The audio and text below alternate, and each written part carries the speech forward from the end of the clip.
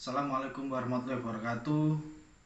Mahasiswa saya yang saya banggakan, pada pertemuan ketiga ini kita akan belajar tentang analisis dan studi kelayakan sistem.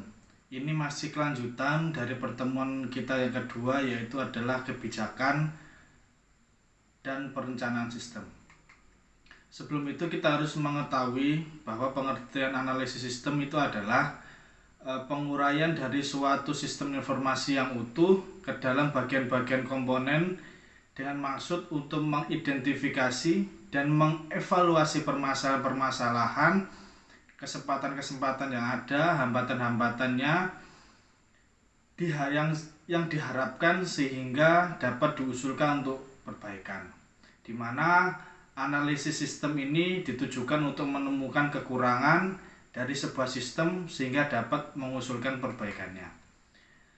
Perlu ketahui bahwa perangkat sistem itu ada 3 komponen, yaitu hardware, software, dan juga brandware. Pada kesempatan kali ini kita nanti membahas hanya pada poin brandware, yaitu analisis sistem, gitu ya.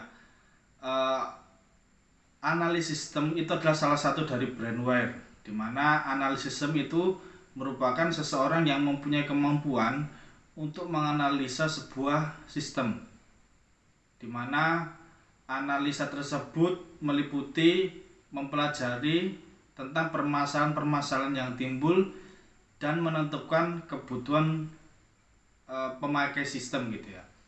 Di mana analisis sistem tersebut setelah menganalisa wajib untuk melaporkan hasil analisis sistemnya dan juga mengusulkan pelaksanaan analisis sistemnya bagaimana.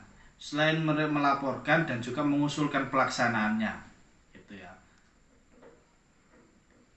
Nah, tugas analisis sistem ini ada 5. Salah satunya yang pertama adalah mengumpulkan dan menganalisa segala dokumen, file, formulir yang digunakan pada sistem yang telah berjalan.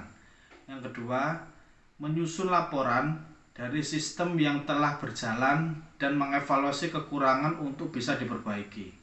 Yang ketiga, merancang perbaikan pada sistem dan menyusun sistem yang terbaru jika perlu.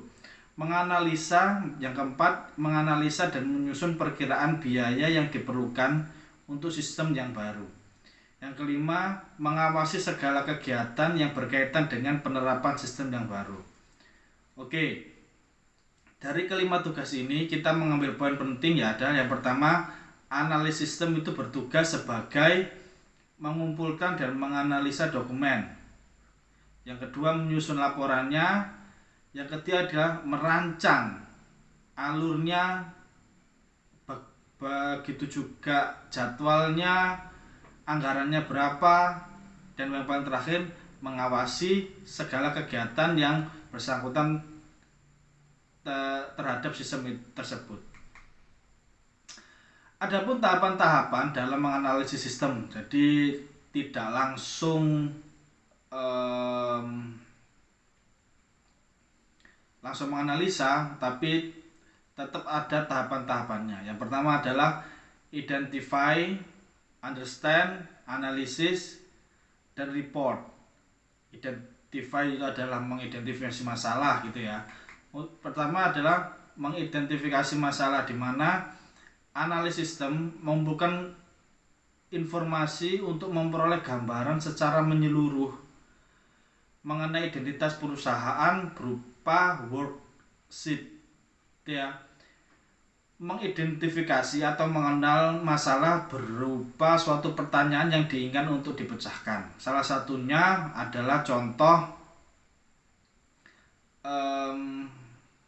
form identifikasi penyebab masalah, formulir itu ada di sebelah, ya, ada di sebelah ini, ada di sebelah slide saya, di mana ada identitasnya, nama proyeknya apa, siapa yang membuat, tanggal dibuatnya berapa, itu diidentifikasi di mana masalah yang diketahui itu apa, terus kemudian nanti diidentifikasinya seperti apa ya. Jadi ada formulirnya. Terus yang kedua itu ada understand, memahami kerja dari sistem yang ada, baik itu sistem yang baru ataupun yang akan mau dikembangkan gitu ya. Bisa dengan cara meneliti berdasarkan pendahuluan atau survei dari sistem yang sebelumnya. Terus setelah melakukan penelitian diuraikan seperti apa rincian dari hasil identifikasi tersebut, kemudian menggambarkan aliran dari sistemnya tersebut, menggambar diagram alirnya gitu ya. Oke, selanjutnya dalam menganalisis atau menganalisis sistem. Setelah setelah memahami, kemudian setelah dipahami kita memecahkan sistem itu, memecahkan laporan dari sistem itu, kemudian kita analisis satu persatu, mulai dari kelemahannya seperti apa, distribusi pekerjaannya, siapa nanti yang mengerjakan, tim-tim mana yang nanti yang mengerjakan, kemudian memakai teknologi seperti apa, waktunya nanti seperti apa dan sebagainya, nanti bisa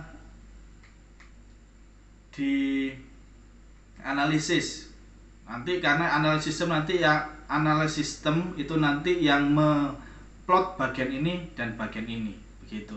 Kemudian setelah memahami, menganalisa, baru membuat laporan gitu ya. Dari laporan itu merupakan dokumen tertulis yang dibuat oleh analis sistem yang diserahkan kepada steering committee, di mana hasil-hasil laporan itu alangkah baiknya yang pertama terdapat daftar masalah besar yang ditemukan oleh analis. Yang kedua, rekomendasi atau solusi dari masalah tersebut ya. Ketika analis membuat sistem atau analis itu mengamati sebuah sistem, itu tidak hanya mereport kelemahannya, tapi juga mereport usulannya, solusi terhadap permasalahan itu seperti apa ya. Setelah itu semua baru menentukan tim schedule-nya, biayanya berapa, tim yang mengerjakan itu siapa saja, itu nanti tugas dari analis sistem untuk report itu ya. Jadi pada poin analisis sistem itu ada 4 tahapan, di mana tahapan itu saling berkaitan semuanya, dan kemudian setelah sistem itu sudah dibuat, sudah dikerjakan, setelah jadi baru nanti ada yang namanya studi kelayakan.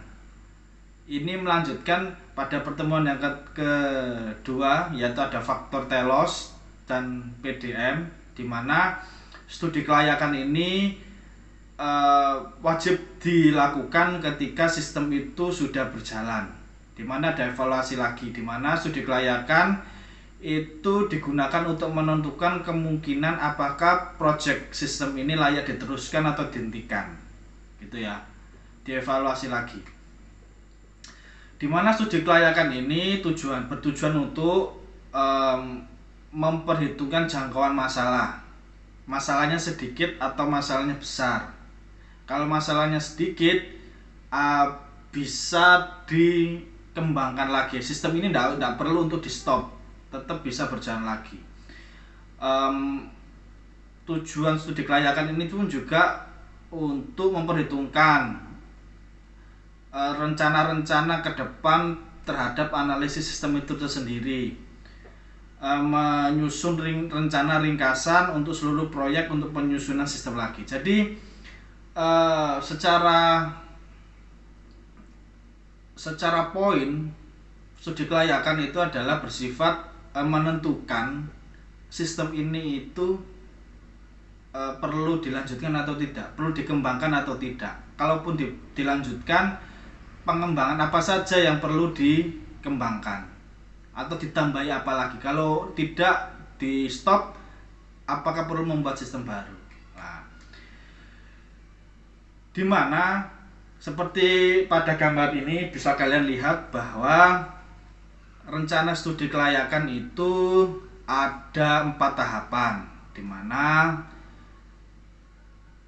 yaitu pertama mengumpulkan fakta, yang kedua melakukan studi kelayakan, yang ketiga menyusun rencana proyek dan mendapatkan persetujuan. Kembali secara basic yang namanya analisis sistem atau menganalisis sistem itu sama, mengumpulkan data, menganalisa, menyusun proyek dan laporan. Gitu ya. Laporan entah itu nanti laporannya akan diberikan kepada pimpinan dan sebagainya gitu ya. Pada gambar ini kita lihat bahwasannya poin pertama adalah permintaan untuk penyusunan sistem. Ketika ada permintaan penyusunan sistem, maka yang perlu dilakukan oleh analis sistem adalah mengumpulkan fakta, yaitu mengumpulkan data-data yang ada di sekitar. Jika fakta sudah dapat, akan baru melakukan studi kelayakan. Tahapan-tahapannya itu tadi, kemudian dari studi kelayakan itu muncul fakta-fakta, kelemahan, baru nanti bisa diusulkan, baru menyusun rencana proyek. Dari rencana proyek ini meliputi seperti tadi, ingat ya, permasalahannya apa saja, kemudian tim schedule-nya seperti apa, tim yang harus dimasukkan seperti apa, kemudian laporannya seperti apa, baru nanti disetorkan ke pimpinan untuk mendapatkan suatu persetujuan. Nah, pada tahapan menyusun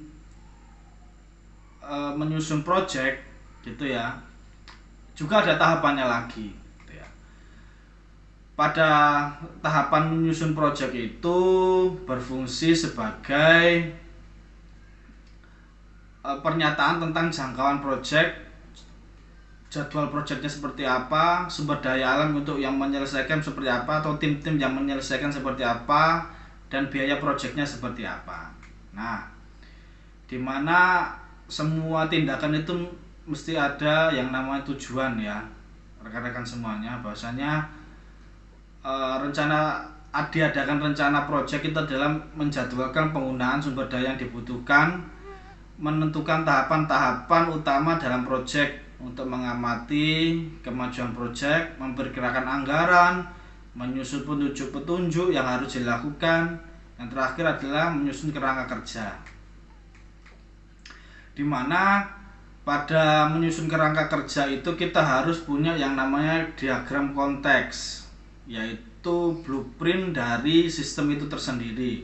Nah, salah satunya ini ya, gambar ini sudah kalian lihat pada pertemuan yang pertama, di mana pada diagram konteks ini tentang penjualan komputer, bagaimana, siapa yang terlibat, alurnya bagaimana, itu harus ada. Kemudian workflow atau aliran kerja, di mana alur dari sistem itu seperti apa. Ini salah satu contohnya ya, bisa dilihat pada gambar alurnya tentang pengguna ini, user ini bagaimana, atau ketika melakukan ini seperti apa, perlu dijelaskan pada project itu tersendiri.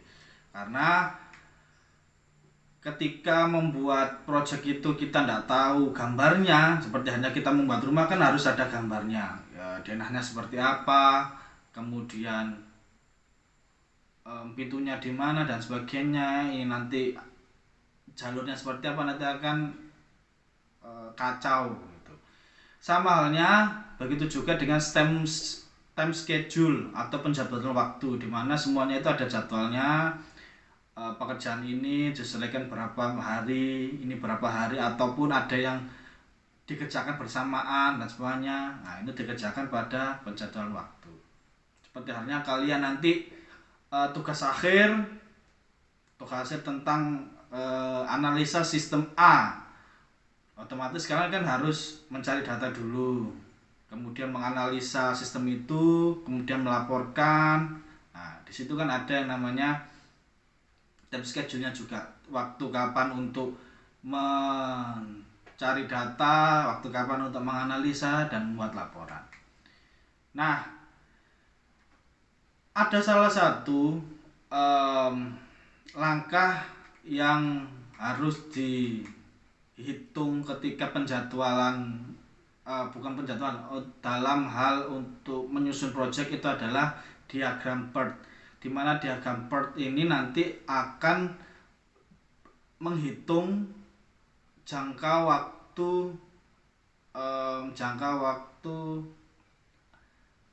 dalam mengerjakan proyek itu sendiri, akan membantu dalam di time schedule. Ketika hari ini ada berapa tugas, timnya ada berapa, nanti berapa hari yang perlu dilakukan dan sebagainya. Ini saling berkaitan. Jika pada diagram PERT atau dalam suatu poin itu tidak sesuai jadwal, maka nanti akan berpengaruh pada